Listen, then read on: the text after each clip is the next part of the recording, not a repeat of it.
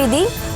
கடலூர் அருகே பனையாந்தூர் கிராமத்தில் வெறிநாய் கடித்து 15க்கும் மேற்பட்டோர் படுகாயமடைந்துள்ளனர். 7 சிறுவர்கள் உட்பட 15க்கும் மேற்பட்டோர் படுகாயமடைந்து மருத்துவமனையில் அனுமதிக்கப்பட்டுள்ளனர். கூடுதல் விவரங்களோடு நமது செய்தியாளர் ராமச்சந்திரன் இணைகிறார். வணக்கம் ராமச்சந்திரன், விவரம்.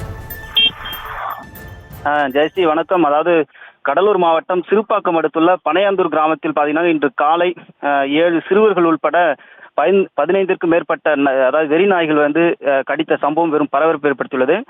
குறிப்பாக கிராமத்தில் அங்குள்ள தெருக்களில் வெறி நாய்கள் அதிகரித்துள்ளதால் இந்த சம்பவமானது நடைபெற்றிருக்கிறது. அவர் கை, கால், தொண்டை பகுதி, வயிற்று பகுதி என 7 சிறுவர்கள் உட்பட அதாவது பள்ளி செல்லும் சிறார்கள் 15க்கும் மேற்பட்டோர் வெறி நாய் கடித்து தற்போது பாதிக்கப்பட்டுள்ளனர்.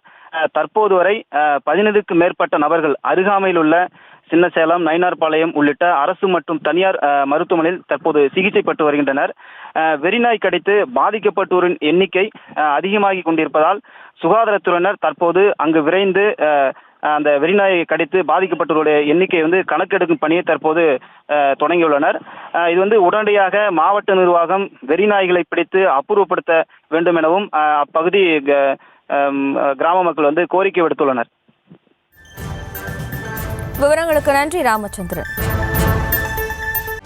செய்திகளை உடனுக்குடனும் துல்லியமாகவும் தெரிந்து கொள்ள சப்ஸ்கிரைப் பண்ணுங்க.